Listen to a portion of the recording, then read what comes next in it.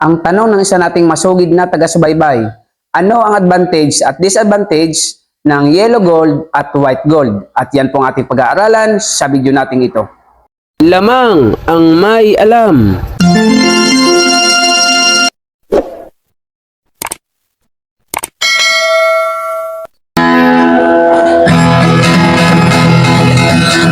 Ginto pilak ang trabaho ko, pag pilatis ng ginto, eksperto ko. Magandang panahon po sa inyo mga kaibigan ko. Dito po sa ating channel, More Than Treasures. Kumusta po kayong lahat? Nawain na sa mabuti kayong kalagayan at lagi pong ligtas sa anumang sakit at karamdaman.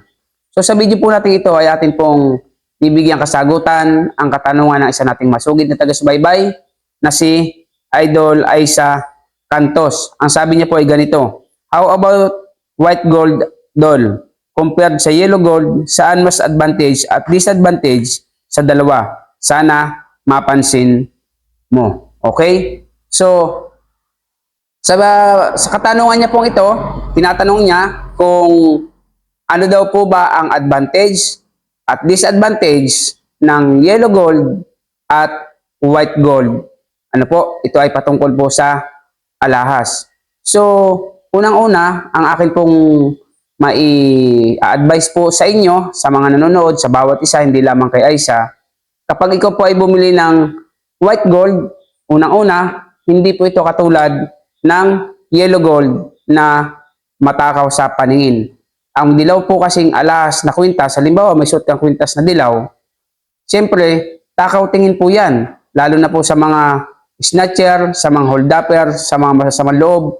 Pag malaki suot mo, gagala ka sa Manila, gagala ka sa mga kabayanan, yan po ay takaw tingin kasi madali pong ma-identify na yan po ay ginto dahil nga kulay dilaw. Sumainit po sa paningin. Hindi po katulad ng white gold na hindi po siya ganun katakaw sa paningin. Kapag nga po ang isang tao ay hindi marunong tumingin ng white gold, isipin po ng iba kapag hindi marunong sa alas na white gold, ito ay silver lamang.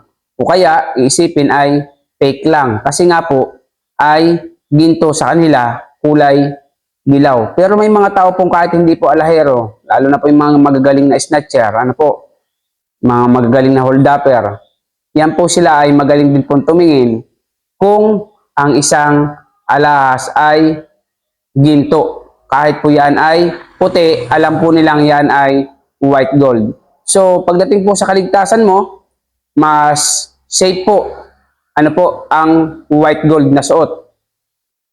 Sa benepisyo naman, parehas lamang po ang benepisyo ng white gold at yellow gold pagdating po sa katawan natin. Yan po ang number one, yung safetyness, ano po, sa iyong paligid. Pangalawa, kapag ikaw po ay mayroong white gold, conforme po sa yellow gold, ang white gold po ay hindi katulad ng yellow gold na mabilis mong ibenta kapag nangailangan ka. Okay lamang talaga kung ikaw ay hilig mo lang ng mamili dahil po gusto mo at kaya mong bumili. Pero kung gusto mo po ay investment at the same time sa mga susunod na panahon kapag nangailangan ka, halimbawa nagkagipitan, matagal po o mahirap pong hanapan ng buyer ang isang white gold kung hindi ka naman alahero. Kasi pag hindi ka po alahero, hindi mo alam yung bagsakan ng mga alahas. So kapag kinangailangan, iaalok mo sa kakilala mo, sa kaibigan mo, ano po, hindi yan basta-basta bibilhin kasi nga kulay puti. Hindi naman sila biyasa sa white gold. Hindi po katulad ng yellow gold na kapag may tatak na 18K dilaw, naniniwala agad yung iba na ginto. Yung iba naman kahit puti, may tatak na 18K, hindi po yan maniniwala kasi wala nga po silang alam, isipin fake. So hindi po siya ganun kabilis mabenta kapag ikaw ay may white gold kumpara po sa yellow gold na mabilis pong ibenta. Pagdating naman po sa sanglaan, mas mababa din po ang kuha ng pawn shop sa white gold kapag sinasangla. Yan po ay base sa aking sariling mga karanasan kasi sinusubukan ko po yan. So nagsasangla ako ng white gold, mababa po. Hindi po katulad ng mga yellow gold na talaga pong sagad ang kanilang presyo. So kapag ikaw ay nangailangan at kailangan mong isang la, kung tinanggap man ng isang pawn shop, mas mababa po ang kuha sa white gold kaysa sa yellow gold. At minsan nga, may mga pawn shop pa na ayaw kumuha ng white gold. So yan po yung pangalawa na advantage at disadvantage ng dalawa. Pangatlo, ito ang mas matindi. Mahirap pong hanapin ang white gold. Kung bibili ka po ng white gold, mahirap po yang hanapin. Hindi po lahat ng pawn shop, hindi po lahat minsan ng tindahan ng alahas ay may mga tindang white gold. Mas mabilis pong hanapin ang yellow gold dahil ang white gold sa totoo lang, kalimitan yan po ay imported. Kaya mahirap pong hanapin. Tapos pag bibili ka po ng white gold, ang mahal-mahal pa ng puhunan. Mas mahal po ang puhunan ng white gold kaysa po sa yellow gold kung bibili ka. Kasi ang ginto ay dilaw, ngayon ginawa nilang puti. Ibig sabihin may proseso, may gastos at may hirap. Kaya mas mahal po pag bibilhin mo. Pero pagdating naman sa bintahan, ano po, parehas lamang po ang price yan kung alam mo talaga ang bagsakan. Ngunit pagdating sa pawn shop, pagdating sa mga tao-taong pag-aalukan mo, mas mura po ang kuha sa white gold kaysa po sa yellow gold. So mas madaling hanapin ang yellow gold na alahas kapag bibili ka kaysa po sa white gold. Ngunit ito naman po ang pinakamagandang advantage po ng white gold kaysa sa yellow gold. Sa white gold po, wala pong tatak na fake. Pag nakalagay sa white gold ay 750, automatic yan po ay 18K. Pag nakalagay sa white gold ay 18K, automatic yan po ay 18K. Pag nakalagay sa white gold ay 14K, automatic yan po ay 14K. At wala pong fake na tatak sa white gold dahil ulitin ko sa inyo, ang white gold karamihan po ay imported. Hindi po katulad ng dilaw na ginto. Napakarami pong pekeng tatak. Ang tatak 21K. Pero pag inuri mo, lumalabas 14K. Yung iba nga po 18K ang tatak. Pag inuri mo, 10K lamang. So mas marami pong peke na lumabas na mga tatak sa yellow gold kumpara po sa white gold na wala pong fake na tatak ng white gold. So ibig sabihin, mas safety po na bibili ka ng white gold kung ikaw talaga ay gustong mamili ng alahas na iyong pang sarili lamang. Ngunit kung ikaw naman ay marunong talagang tumingin, ano po, hindi ka naman mapipeke ng tatak. Sa dilaw na ginto, bumili ka po ng dilaw na ginto, mabilis din po yang ibenta. So ulitin ko po sa inyo, ang white gold, yan po ay mahal pag binili. Ngunit pag sinangla mo, ay mababa na at mahirap pa pong hanapan ng buyer. Hindi po katulad ng yellow gold na kapag binili mo ng ganitong presyo, isang lamo, halos po magpanabay ang presyo. So nawa po sa nagtanong nito kay Idol Aiza ay nasagot ko po ng malinaw ang inyong katanungan. At kung kayo po ay may mga comment sa ating video, comment po kayo sa ating comment section. Kung nagustuhan niyo po sa mga bagong dating at datihan na, pakisubscribe po ng mga bago, pakihit po notification bell, lagay niyo po ay all upang lagi kayong update sa ating mga bagong videos. Paki-like and share ang ating video at kung mayroon kayong katanungan, meron po tayong FB page, More Than Treasure. Yes po, tayo po ay patuloy na namimili ng mga alahas. Pwede po tayong meet up basta kaya nating puntahan. See you in our next video. God bless po. Lamang ang may alam.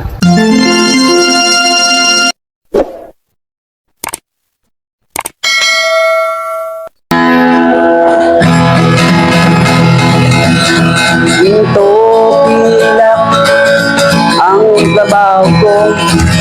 Pag pilatis ng ginto, eksperto ko.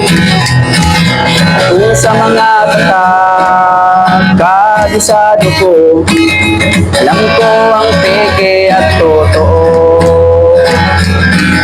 Ako ay isang masayang ng ginto.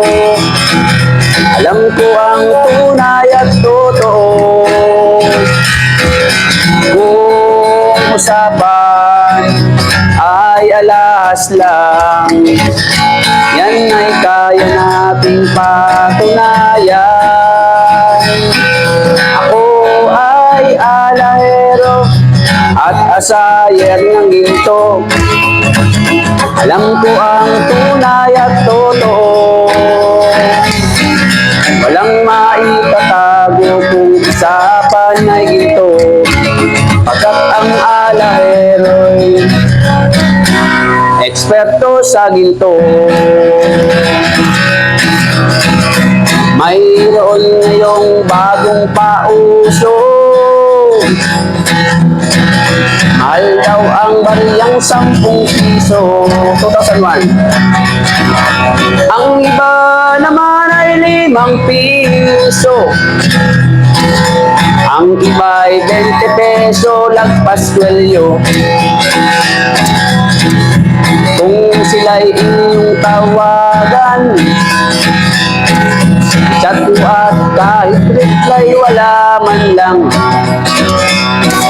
Pagkat ito ang katotohanan, sa usapang barya sila'y walang alam. Dito pilak ang trabaho ko, pagpilatis ng ginto'y eksperto ko. At kung sa mga tatak ay kabisado ko, alam ko ang peke at totoo. Ako ay isang asayer ng ginto, alam ko ang tunay at totoo.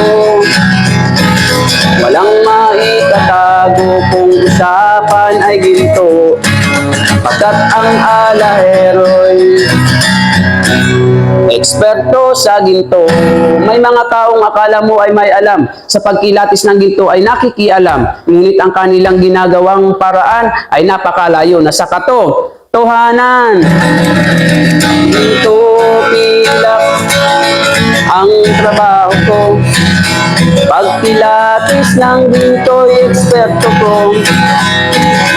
Kung sa mga katak ay kabisado ko, alam ko ang peke at totoo. Ako ay isang asayer ng ginto, alam ko ang tunay at totoo. Kung usapan ay alahas lang, yan ay kaya nating patunayan.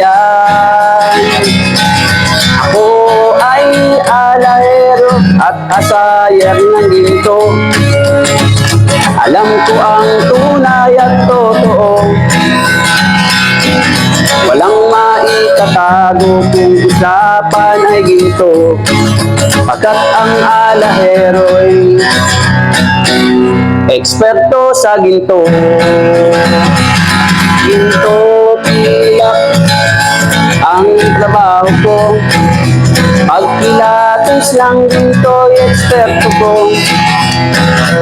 Kung sa mga tatak ay kabisado ko, alam ko ang peke at totoo. Ako ay isang asayer ng ginto, alam ko ang tunay at totoo.